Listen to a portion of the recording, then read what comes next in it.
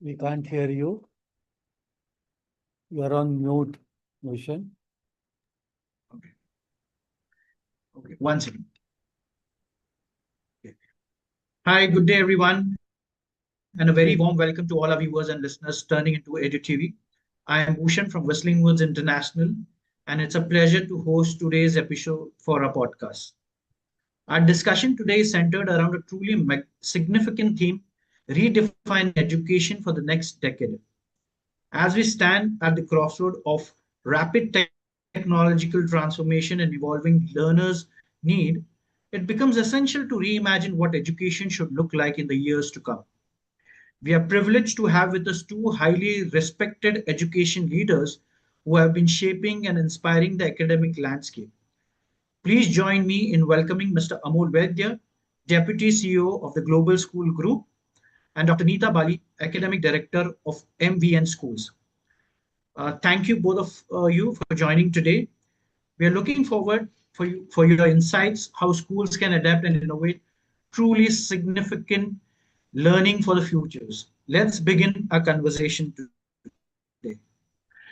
So my my opening question to both of you is like, over the past few years, education has evolved rapidly from digital learning to new pedagogical models.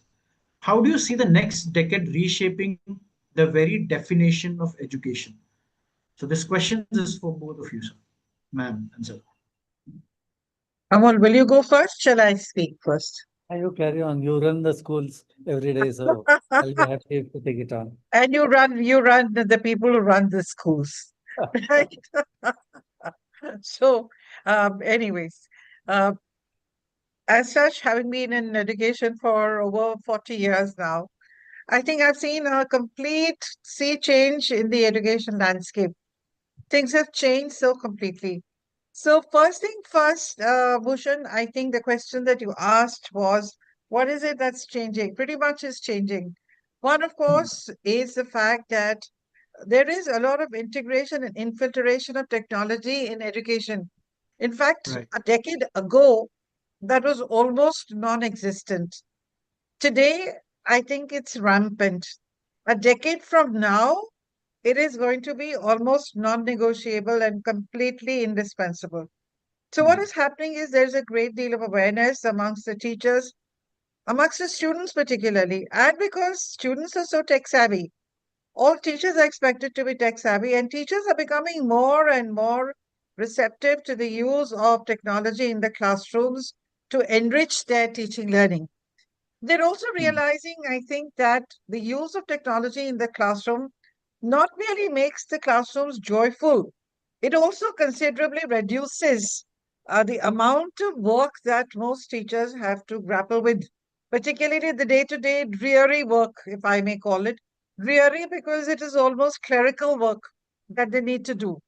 So I think with the advent of a lot of AI edtech solutions, edtech companies coming in with solutions which are empowered by AI, the burden on the teacher has reduced completely. Let me give you one very quick example. As somebody who's heading three very large schools as director, uh, I do a lot of capacity building.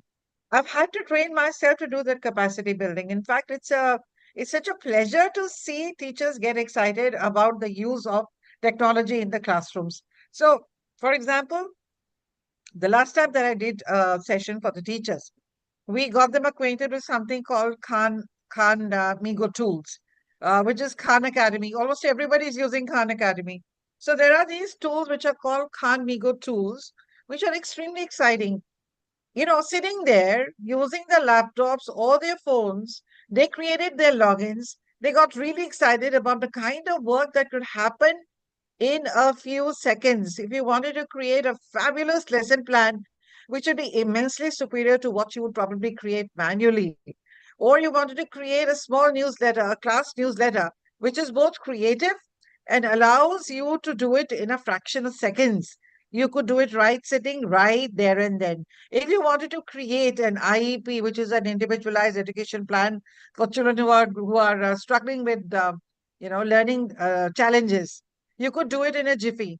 So the important thing is, I think the first thing that strikes me say 10 years from now or a decade from now, I see a complete paradigm shift, which has already started.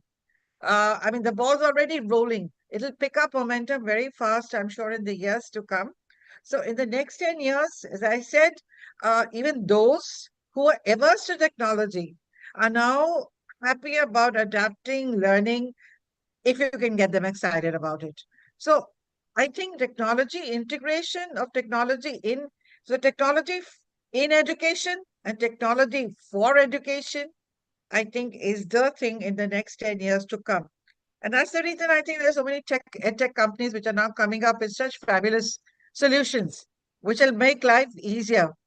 Um, so I think all teachers out there who are very apprehensive that technology is probably going to take over their work, they needn't get worried. The only thing is you shouldn't become redundant. I think we have to relearn. We have to unlearn, relearn, adapt, integrate, and walk, be in sync with the times, with the changing times. So for me, I think technology is something which is going to pervade in the next one decade, so to say. Thank you. Uh, Over to you, Amol sir. Like, see, I have a slightly different point of view from what Dr. Neeta mentioned. Uh, Solely because the technology at hand is now intelligent, AI. Okay, and AI Hmm. and mobile tools in the hand of a teacher and the same tools in the hand of a student makes a difference because the students Hmm. are going to be much more tech savvy than the teachers. Right. So the typical role that we were seeing so far, where teacher was an instructor, that role will change. The teacher will not be an instructor anymore in the coming days. The teacher will be more of a person who will probably a collaborator, will probably have to challenge the students on getting the best out of whatever information. Because it is not about knowledge now. Information is available everywhere, and children have better access or better command on where the information will come from than most of the teachers who are not so tech savvy, especially, bogged down by the AI tools. So teachers, while they upgrade their skills, which are the limit because of their own legacy learning, they'll have to change their role from being an instructor to a collaborator or somebody who can challenge the student on questioning themselves on the outcome that they have received, or somebody who can show to the student through their life experience how the information that they are having and what they are deciphering is probably requiring a second look, that probably it is not correct. Because somebody at the age of 50 will speak from experience in life. The children may have views which Hmm. AI tools will give, but they don't have the experience to use that information. So the role of a teacher is not going to be instructive in nature. It will be more of a collaborator or somebody who questions, somebody who challenges. And that will mean a lot of retraining of teachers. But it's a completely different kind of role. Okay, so just to add on this, I wanted to ask Amol sir, like from your experience with the global network of schools, what emerging international trends do you think the Indian schools can learn from or adapt to? So, I don't know if you are aware, just 2 days ago, the international format of CBSE was launched.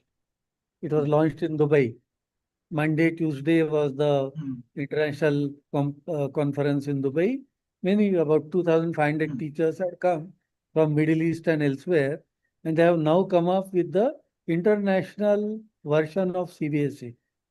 So a Okay. lot of they're talking of creating additional learning studios. They are talking of going beyond a routine framework of curricula into skill sets, extracurricular activities, giving more focus on, within the framework to allow children to pursue a extracurricular activity while not compromising so much on the regular curriculum activity. So a lot of new things are coming. Honestly speaking, outside India, schools were not so much critically governed as the schools in India. So you always had a larger freedom. Like for example, my schools in Middle East have been playing with robotics and design technology lab and now AI for last 10 years. So AI we started playing with about 3 years ago. DT we have for 7, 8 years now. Robotics we are doing for last 10 years. Even before the Atal Tinkering Lab as a concept was launched in India, we are already having our own Center for Innovation and Entrepreneurship. Because the logic outside is you are directly competing with IB and British and American curricula.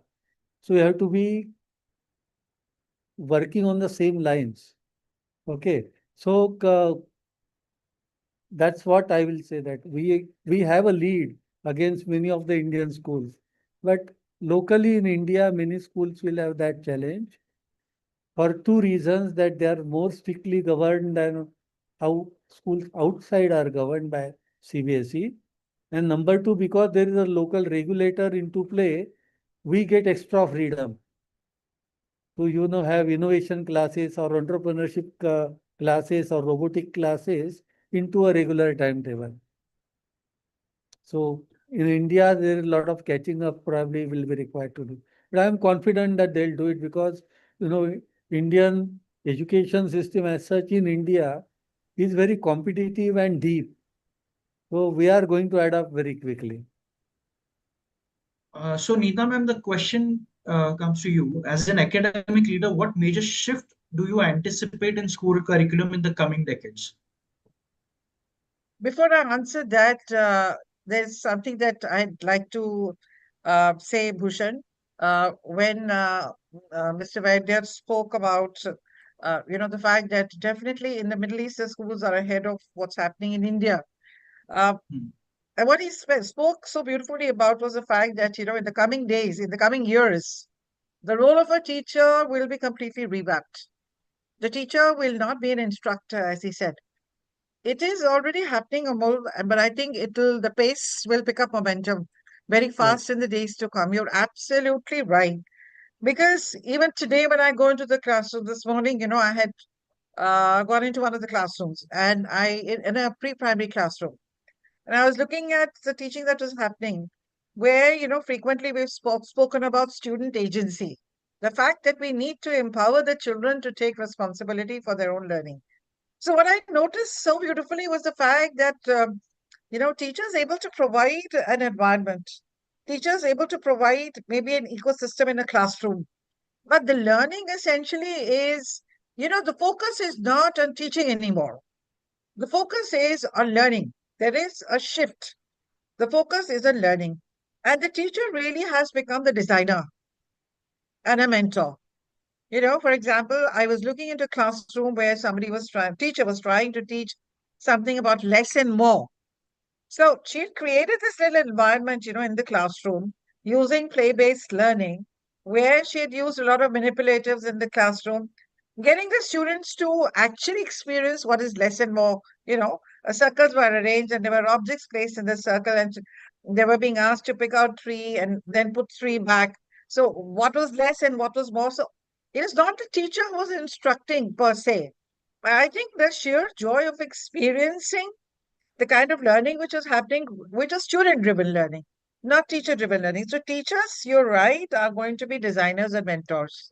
They are not going to be instructors anymore. So, I think teachers' role in the learning experience is going to absolutely be revamped. It's going to be about empowering children to learn. It's going to be about pushing student agency. It's about going to be igniting curiosity, which is very important. But it's a mind shift thing, as you very rightly said. And then you said the role of, the use of AI, VR, virtual reality, probably. A lot of schools in India now are using VR sets and trying to integrate to align it with the content that they're teaching in the classrooms. So making learning a very enriching experience. I'm sure in the Middle East, it's probably you're able to preempt things a little ahead of what's happening in India. But I think you're right in saying also that perhaps in Indian schools also, people pick up momentum very fast. So I think in the next Okay. one decade, everybody is going to get there somehow. Um, Now, I think coming to what Bhushan had said, what is going to be a mind shift which is going to happen in the Indian education? It's already happening. Bhushan, as somebody who has headed large international schools as a director for almost uh, now I think close to 16 years, and now of course CBSE is big, large CBSE, very competitive schools, large CBSE schools. Also, I have introduced the international curriculum. I can see there is a complete change from content to competence. Now, of course, to some degree is absolutely necessary. To some degree, I mean, you can't just do away with it. But I think there is now the shift is happening from building core competencies. So when assessment happens, we insist with the HPC, which CBSE has introduced, the Holistic Progress Card for grades 1 to 8. I think there is definitely more emphasis on core competencies. There is emphasis on trying to gauge to what degree are we able to push children to be creative, to be thinkers, to be risk takers, collaborators, and great communicators. And that is really important. It is happening. And I think happening maybe a little slow. But I think in the next 5 years, it's mandatory for all schools. The list has been evolved by Parak. I think sooner or later we will be able to prepare children with the life skills and competencies which are very essential for them to succeed in the jobs that lie ahead of them, because the jobs they probably are going to be looking at are not going to be similar to the jobs that people are in right now. So, there is a whole world that's going to open out there. So we need to prepare children for that. So slowly that shift is happening from rote learning to core competencies. Rubrics are also changing in the report cards. Uh, so it is not, we are really going beyond grades now. So, Slowly, so we are just to add on really this, ma'am, just to add on this, I just wanted to understand like what skills do you think will become more critical for students, to thrive in this future and beyond the traditional academics. So, what is a skill set is what a student should understand about? uh, everybody talks about 21st century skills. My answer is going to be they're not really 21st century skills, they're perennial skills. People have always needed these skills. But having said that, I have very strong views about three or four skills, which I think are completely non negotiable. And it's subjective, okay? Because I believe that these skills are important. First, I think, Bhushan, the ability to communicate well. When I say the ability to communicate well, I'm not just talking about you know, uh, speaking effusively, speaking, being very articulate when you're speaking. It's also the art of listening and understanding what the other person's saying. So communication is a two-way thing. So speaking well, communicating well, and listening intently to understand what the other person is saying. And also, when I say speaking well, are my ideas percolating to people who I'm communicating with? So strong skills of communication. Second, I think problem solving skills, because I find a lot of kids who are, these are children who go into the IITs, who may go to IIMs eventually. They may not succeed in the job market because they don't have the right problem solving skills. When faced with the problem, I think they just sometimes just crumble under pressure. So the ability to solve problems. The other day, I was speaking to somebody, in fact, children are doing a little podcast with me, our own children, and I spoke about AQ, that is adversity quotients. Now, everybody talks about EQ and IQ. So, what about AQ, adversity quotients? Because what's happening is after pandemic, I think a lot of people lost their jobs, lives just turned topsy turvy. Can we cope with that? Or does it leave us completely shattered and battered? So I think AQ. Another I feel very strongly about SQ. And I call it SQ because that is spiritual quotients. Because I think at the end of the day, spirituality is important for everyone as something to fall back on. Um, I know, somebody, Plato probably said that religion is the opium of weak minds. I am not talking about religion. I'm talking about spirituality, which is religion agnostic. I don't have to believe in a religion, but I have to be a spiritual person who believes in certain goodness and certain values that I live by. So SQ, AQ and SQ, I think these are two very important things: communication, problem solving skills, and the ability to think out of the box. Nobody wants a regular guy. Nobody would want to employ a regular guy who is just, there to do mundane, everyday tasks and plod through life. So I think thinking out of the box. So essentially, I think creativity, critical thinking, that's thinking out of the box. And of course, last but not the least, collaborative skills. You can't get along with people, you can't get things done, period. I mean, you hit the wall. If you can't move with people, then you're not getting there. So to be able to get along with people, the ability to collaborate with people, I think is important. Um, so I'd say pretty much these skills. So the same question goes to Amol sir also. So Amol sir, what do you So, think about what skill set the students so the should have? what will definitely happen in next 10 years? One Hmm. was the role of the teacher we discussed. Second is definitely, and I'm very confident of that. There won't be anything as a 5.5 day school and timetable 8 periods. Yes. It is definitely going to come under pressure. I estimate that in about 3 to 5 years' time, students will probably come into the school building for two things. One is to build their social emotional skills Hmm. by interacting with people in the school, including their batchmates. And second is to acquire and work on their skills. Rest all is going to be self-driven, student agency-driven learning. And therefore, outside the timetable, learning and growing in life will challenge two things which happen in all the schools.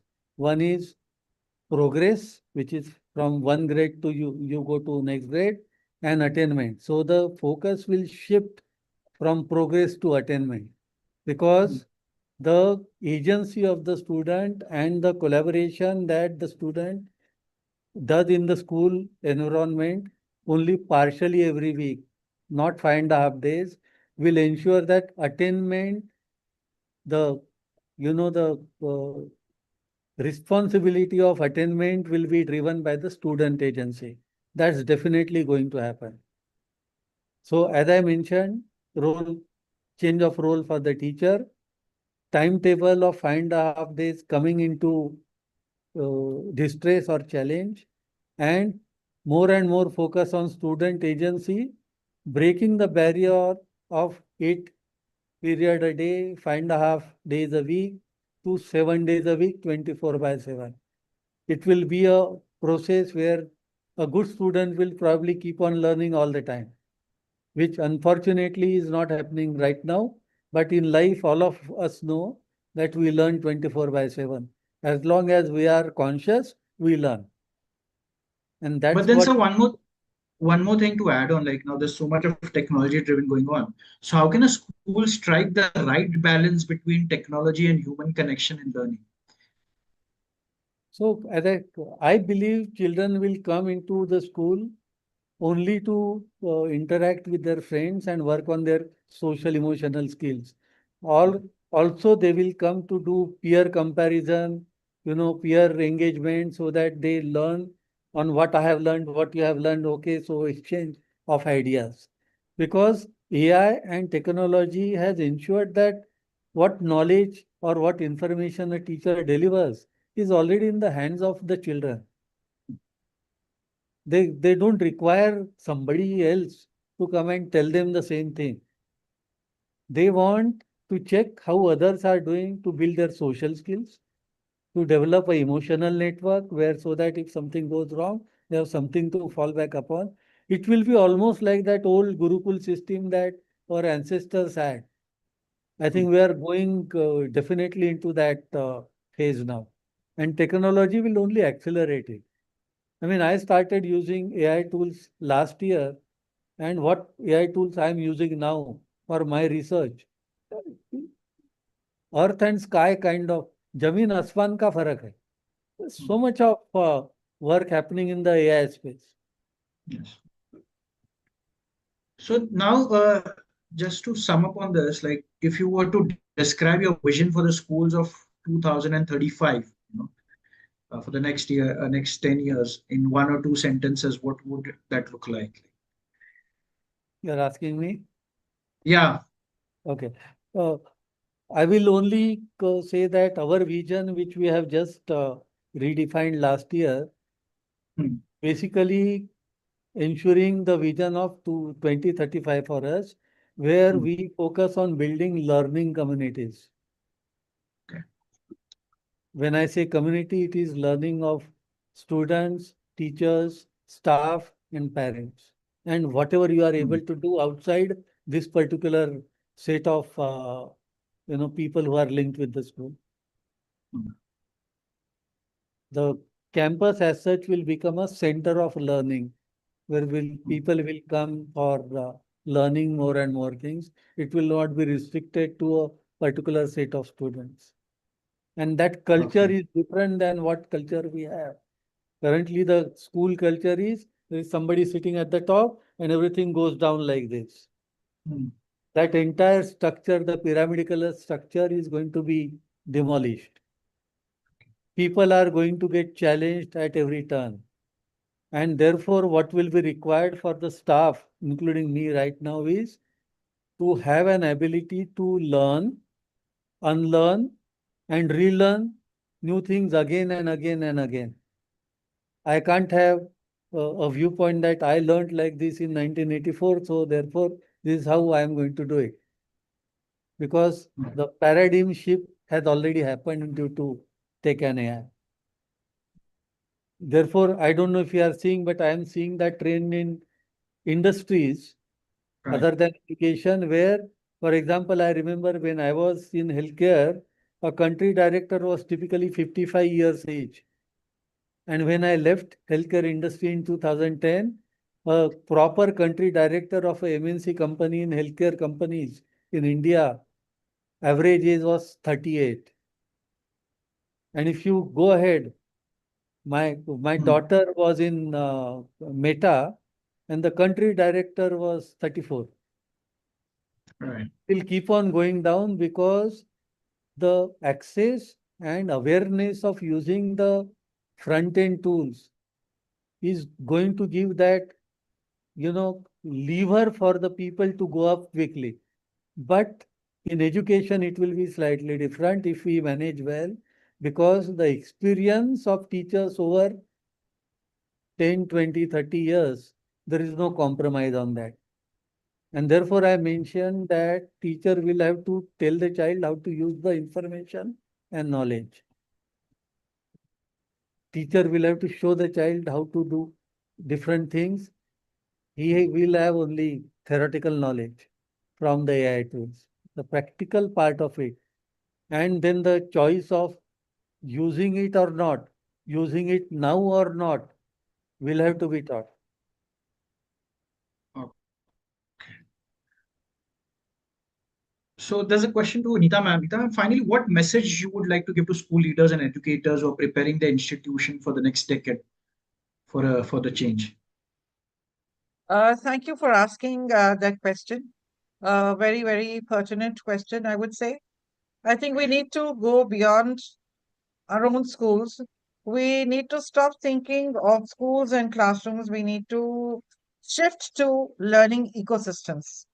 When I say learning ecosystems, which that means advocating the idea of expanding learning which goes beyond the classrooms, where we are able to work in collaboration with other people, with other schools. We are able to work in collaboration with communities. We are able to work in collaboration with, there is an industry academia collaboration, because people, I think the aim of education essentially is to prepare people for the job market. So there has to be a very strong connect between the industry and academia. So this is another. And finally, I would say with the kind of, the kind of turbulence, environmental turbulence, if I may use that term, the kind of environmental turbulence that the world is going through, it is important that we continue to educate our children about their responsibility towards their fellow human beings and towards the earth that they are living on. In order to thrive, first they need to survive. And in order to survive, I think they need to know about sustainability. So sustainable living, I think, is just so important. Every school is talking about it. So when addressing the parents, I often tell them, find out what the school is doing, reinforce it at home, so that you can create a sustainable environment also at home, educate the children at home as well, and support what the school is doing. And that's how I think our children will finally become global citizens. So I think we'll need to transcend geographical barriers and then look at a world view. We don't need to look at ourselves as, belonging to a certain country or a nation. Of course, we need to take pride in being Indians, but at the same time, we have to ensure that children think as global citizens, not as citizens of a country or any one part of the world. So that's how I look at education. Okay. So thank you so much, Neeta ma'am. Thank you, Amol sir, for joining today and sharing your valuable insights. I would like to thank EduTV for giving me this opportunity, Mr. Pranav and Tanya, and sharing this lovely dance with this two beautiful people, uh, the educators who are here. So thank you so much, and thank you again. Thank you.